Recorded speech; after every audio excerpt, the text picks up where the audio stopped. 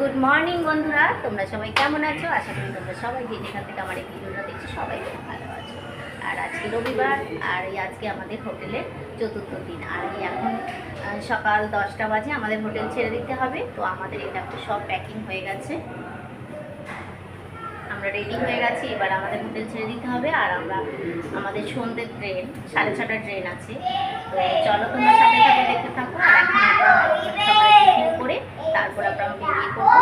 তো দেখি কোথায় যায়, এরা কোথায় ঠিক করেছে। তো তোমরা সাথে থাকো, দেখতে থাকো। এদিকে স্বপন দ্বারাও রেডি হয়ে সব বেডিংপত্র গুছিয়ে নিয়ে বসে আছে। আর ওদিকে রুমারা সেই একটা ট্রলি ব্যাগ নিয়ে ওরা টানাটানি করছে, যেহেতু চাবি হারিয়ে গেছে।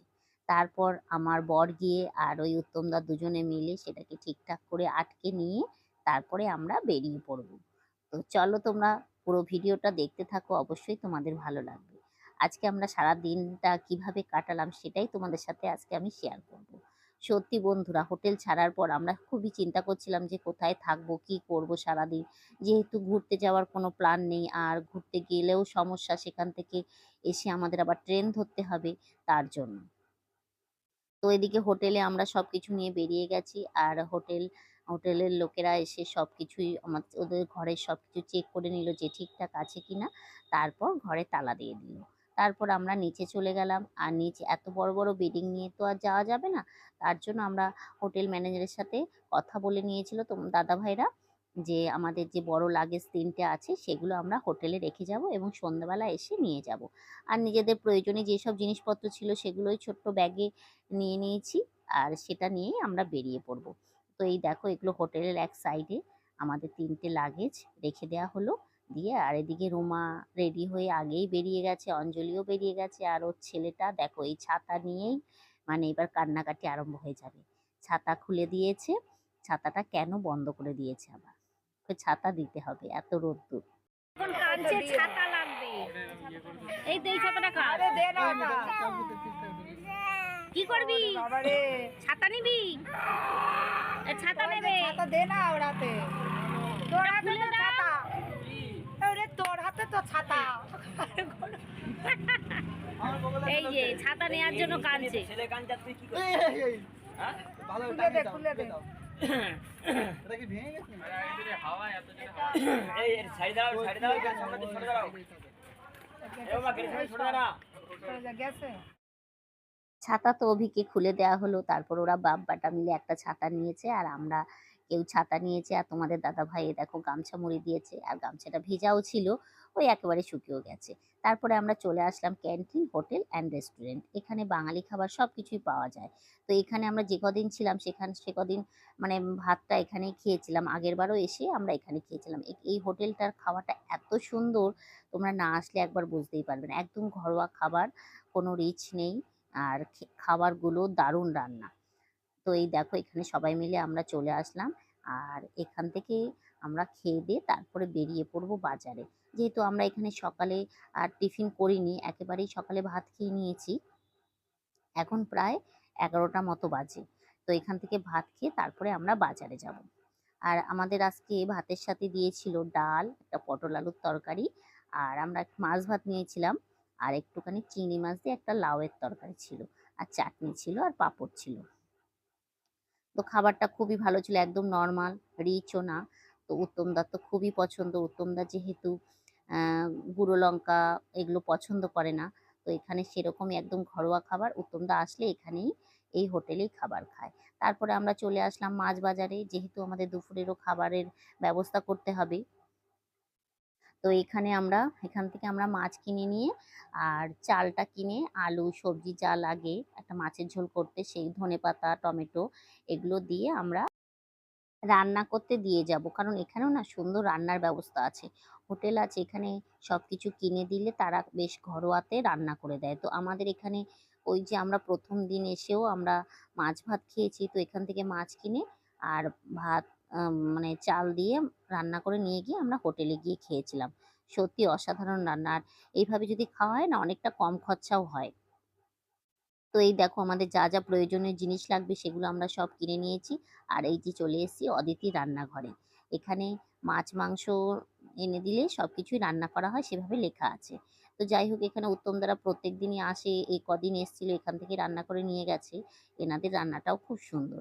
আর আমরা বলেছি একদম আমাদের হালকা পাতলা রান্না করে দিতে। আর আমরা ওই দুপুর ৩টে নাগাদ এসে নিয়ে যাব। যেহেতু আমাদের সন্ধ্যেবেলা ট্রেন, তো একবারে খেয়ে দিয়ে বেরিয়ে গেলে আমাদের আর কোনো সমস্যাই হবে না। আর আমরা ১১টার দিকে খেয়েছি। তারপরে কোথায় যাব? পাশেই ছিল অমরাবতী পার্ক। তো সবাই মিলে ঠিক করলাম সেখানে গিয়ে আগে দেখি কেমন জায়গাটা, তারপরে সেইভাবে ব্যবস্থা নেব। তো এখানে ১০ টাকা করে টিকিট ছিল, খুবই কম পয়সা। তো আমরা সেখানে সবাই টিকিট কেটে ঢুকে গেলাম। তারপরে সত্যি জায়গাটা অসাধারণ। তোমরাও যদি আমাদের মতো এরকম বিপদে কেউ পড়ো যে হোটেল ছেড়ে দিতে হবে, সারাদিন কোথায় থাকবে, তো ১০ টাকার টিকিট কেটে কিন্তু এই দীঘার যে বাজার আছে, বাজারের পাশেই উল্টো পিঠেই অমরাবতী পার্ক আছে। এখানে তোমরা অবশ্যই কিন্তু এসে সারাটা দিন থাকতে পারো, কোনো অসুবিধা নেই। খুব সুন্দর নিস্তব্ধ পরিবেশ এবং ছাওয়াও আছে। আর জায়গায় মানে থাকার ব্যবস্থাও আছে। মানে কি বলবো, বসার জায়গা যেটা হয় সেরকম ব্যবস্থা করা আছে। সত্যি খুব সুন্দর। আর এদিকে দেখো আমার মেয়েকে একটা ফুটি কিনে দিয়েছিলাম, আর সেইটা নিয়েই স্বপনদা আর উত্তমদা ওর সাথে একদম মানে পাকামো করছে। একবার এ নিচ্ছে, একবার ও নিচ্ছে। সত্যি ওরা দুজন মিলে খুব আনন্দ করে। উত্তমদা ওর পেছনে লাগে আর ওই খুব ইয়ার্কি করে। তো যাই হোক এই দেখো এদিকে এই যে এই তেলাপিয়া মাছ আর ফলই মাছ পেয়েছে সেটাই দেখাচ্ছে তোমাদের দাদাভাই। আর উত্তমদা তো মাছ প্রেমিক। উত্তমদা তো মাছ দেখলে সেখানে আগে দৌড়ে যায়। তো সত্যি উত্তমদাও বলছে যে ভিডিও করো, ভিডিও করো। আর এখানে এনারা না জাল দিয়ে মাছ ধরছে। আর এই মাছগুলো নিয়ে এসছে কোথা থেকে ধরে, জানি না ছাড়বে কিনা। তো এই জলাশয়টা কিন্তু অনেকটাই বড়। ওই সাইডে দেখো যে বোটগুলো আছে, ওই বোটগুলো, ওইটা ঘাট। ওখান থেকেই সবাই উঠছে আর এই চারিদিকে ঘুরছে জলের মধ্যে। তো এই দেখো এখানে মাছটা জাল দিয়ে ধরছে, কিছু একটা মনে হয় জালে আটকে গেছিল। তার জন্য ওই দাদাটা জলে নেমে তারপর জালটাকে ছাড়ালো। তো জালে সত্যিই অনেকগুলো মাছ উঠেছিল। আর একটা কাঠ মতো বেঁধে গেছিল বলে জালটা ওরকম আটকে গেছিল। তারপর অনেক টানাটানি করার পর জালটাকে তুলতে পারলো। তো এই দেখো জালে ওই কাঠটা বেঁধে গেছিল। আর মাছগুলো কিন্তু সবগুলোই দেশি মাছ ছিল। দেশি মাছ সচরাচর খুব একটা দেখা যায় না। তো না খাও। এটা আজকে আমাদের ছোট্টখাটো পিকনিক। এই যে তারপরে আমরা চলে আসলাম এখানে খাওয়া দাওয়া করতে। এখানে আমরা কিন্তু অনেকটা টাইমই কাটিয়েছি। তো এখানে আমরা 12:30টার মতো বাজে তখন আমরা এসছি। তো অনেক রিলস করেছি, ঘুরেছি। আর এখানে যেহেতু দোলনা আছে, মানে বাচ্চাদের বসার জায়গাও আছে, খেলার জায়গাও আছে, খুব সুন্দর। তারপরে আমরা মাছ ভাত যেটা অর্ডার করেছিলাম, রান্না করতে দিয়েছিলাম, সেইটা তোমাদের দাদা ভাই আর স্বপনদা গিয়ে নিয়ে আসলো। তারপরে সেটা আমরা সবাই মিলে এখানে বসে খেয়ে নিলাম। সত্যি বন্ধুরা খুব আনন্দ করেছি। এইভাবে এক জায়গায় বসে, এটা আমাদের বনভোজন না, এটা হচ্ছে আমাদের পার্ক ভোজন হয়েছে। পার্কে বসে আমরা খেয়েছি। এখানে খাওয়াতেও কোনো সমস্যা নেই। মানে আমরা যখন ঢুকেছিলাম তখনই আমরা জিজ্ঞেস করে নিয়েছিলাম যে এখানে যদি খাওয়া-দাওয়া করি কোনো সমস্যা আছে কিনা? তো বলল না সমস্যা আর নেই, কিন্তু একটু পরিষ্কার করে রাখলেই হবে। তো যাই হোক আমরা খাওয়া-দাওয়া শেষে সবকিছু আবার ওখানটা মুছে পরিষ্কার করে সবকিছু ডাস্টবিনে ফেলে দিয়েছি। আর পাশে পুকুরও আছে সেখানে। যেহেতু ওখানে নামা যায় না, জলে হাত ধোয়াও যাবে না, অনেকটাই গভীর। তো এই দেখো ওদিকে উত্তমদা খাইয়ে দিচ্ছে ডোডোকে, আর আমি আমার মেয়েকে খাইয়ে দিচ্ছি। তারপরে সবাই যার মতো সবাইকে প্লেটে তোমাদের দাদাভাই সবকিছু ভাগ করে দিয়ে দিয়েছে। আর এতটাই গরম না, মাছের ঝোল তোলাই যাচ্ছিল না। আর এই দেখো এদিকে আমাদের বড় অতিথি, সে বসে আছে আর তার মা তাকে খাইয়ে দিচ্ছে। ওর কিন্তু কোনো সমস্যা নেই। আমরা যা বড়রা খাচ্ছি সেটাই কিন্তু ও খেয়ে নিচ্ছে। কিন্তু আমার মেয়ে কিন্তু সেরকম খেতেই পারে না। ও তো যেহেতু ঝাল খায় না।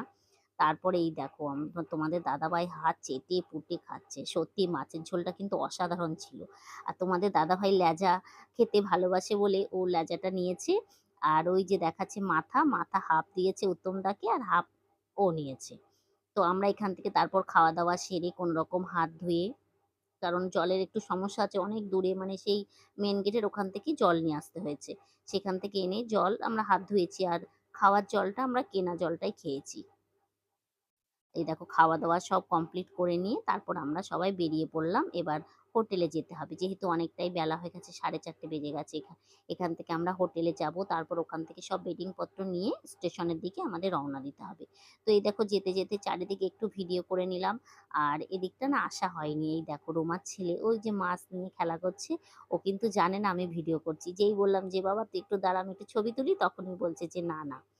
তো এই দেখো এই যে সেই আমরা ওই পাশ থেকে দেখছিলাম ঘাট, সেই ঘাটটাই এই বোট চড়ার ঘাটটা এখানটায়, এখান থেকেই সবাই উঠছে টিকিট কেটে।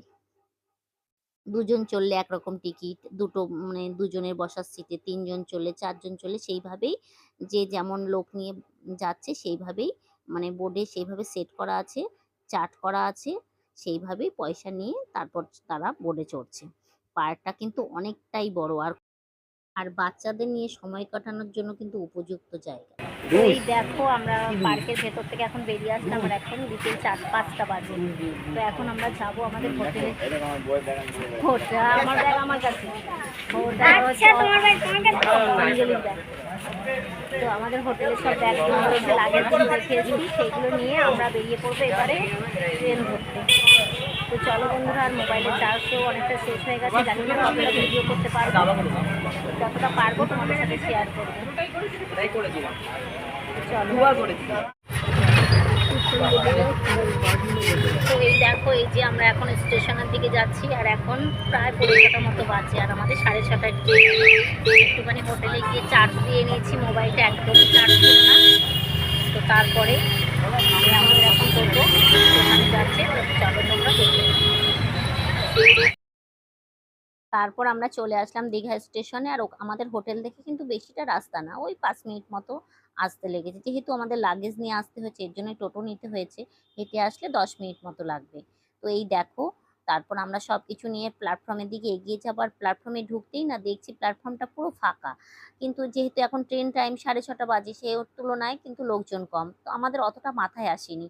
আমরা মোবাইলটাও চেক করিনি যে ট্রেন টাইম ঠিক টাইমে আছে কিনা। তো পরে জানতে পারলাম যে 1 ঘন্টা ট্রেন লেট। আমরা তড়িঘড়ি করে তো চলে আসলাম, এসে আমরা সেই 1 ঘন্টা বসে আছি। কি করব, সে বাচ্চা কাচ্চা নিয়ে, আর যেহেতু একটা মানে অস্বস্তিকর গরম সারাদিন, সেই সকালবেলা বেরিয়েছি হোটেল থেকে স্নান করে, তারপর সারাদিন ওই পার্কে কাটিয়েছি। তা শরীরের মধ্যে সত্যি একটা অস্বস্তি ভাব লাগছিল, কিন্তু কিছু করার নেই, এইভাবেই আমাদের কাটাতে হবে। আর এখান থেকে 7:30টা ট্রেন, মানে ছাড়তে ছাড়তে প্রায় 8টা। আর ওদিকে শিয়ালদা থেকে লাস্ট ট্রেন হচ্ছে 11:30টায়। জানি না আমরা লাস্ট ট্রেনটা পাবো কিনা। তো যাই হোক বন্ধুরা, তোমরা দেখতে থাকো। তো এই দেখো আমরা এবার সবাই মিলেই যাচ্ছি, দেখতেই পাচ্ছ স্টেশন কিন্তু পুরো ফাঁকা। তাহলে আমাদের মতো মানে কি বলবো, আমাদের একটু ভুলের জন্য আমরা এতটা মানে আমাদের হ্যারেজ হতে হয়েছে, তার তড়িঘড়ি করে আমাদের আসতে হয়েছে। যদি আমরা ট্রেন টাইমটা দেখে নিতাম যে কতটা ট্রেন ঠিক টাইমে আছে কিনা, তাহলে কিন্তু আমাদের এসে স্টেশনে এসে এতক্ষণ বসে থাকতে হতো না। আমরা ওই পার্কে আরো কিছুক্ষণ বসে সময় কাটিয়ে তারপরে আসতে পারতাম। তো এই দেখো আমরা, যাই হোক আমাদের স্টেশনের দিকে তো এগিয়ে যেতেই হবে। তারপর আমরা একে একে স্টেশনের দিকে এগিয়ে গিয়ে একটা জায়গায় সবাই মিলে বসে একটু চা খেয়ে নিলাম, বসে একটুখানি গল্প সল্প করে সেখান থেকেই আমরা সময়টা কাটিয়ে নিলাম। আর ট্রেন ঢুকতে ঢুকতে প্রায় 8টা বেজে গেছে। এই দেখো বন্ধুরা, আমরা সেই 6টার সময় স্টেশনে এসেছি, আর হচ্ছে 1 ঘন্টা লেট। এখন 7:30 বাজে। জানি না আমাদের শিয়ালদা থেকে ট্রেন পাবো লাস্ট ট্রেন। তো চলো দেখি কি হয়। ট্রেন ঢুকে গেছে এখন। যাই হোক অবশেষে ট্রেন চলে আসলো প্ল্যাটফর্মে, আর আমরা তড়িঘড়ি করে এগোতে লাগলাম সামনের দিকে, কারণ আমাদের টিকিট কাটা ছিল D10-এ। তো সেই কম্পার্টমেন্টটা অনেকটাই পেছনে ছিল, আমরাও বুঝতে পারিনি ট্রেন কতটা এসে দাঁড়াবে, এর জন্য আমরা সামনের দিকেই বসেছিলাম। আর আমাদের কম্পার্টমেন্টটা পড়েছে একদম লাস্টের দিকে। তো লাস্টে সেই তড়িঘড়ি করে গিয়ে তারপরে আমরা আমাদের সিট নাম্বার খুঁজে পেলাম। আর ট্রেনটা ভেতরে ফাঁকাই ছিল, কোনো সমস্যা হয়নি, বাচ্চা কাচ্চা নিয়েও কোনো অসুবিধা হয়নি। যেহেতু একটু গরম ছিল তার জন্য একটু অস্বস্তি তো লাগবেই। আর ট্রেনটা না এত আস্তে চলছিল, মনে হচ্ছে যেন পৌঁছাচ্ছেই না।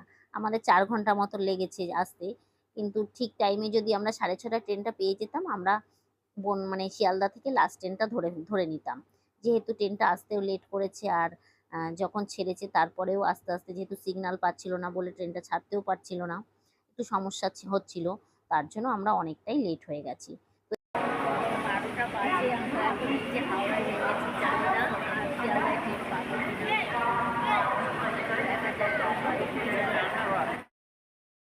এই যে হাওড়ায় যখন নেমেছি তখন কিন্তু রাত 12টা বেজে গেছে। আর আমাদের লাস্ট ট্রেন পাওয়ার কোনো সম্ভাবনা নেই, যেহেতু শিয়ালদা থেকে লাস্ট ট্রেন 11:30টায়।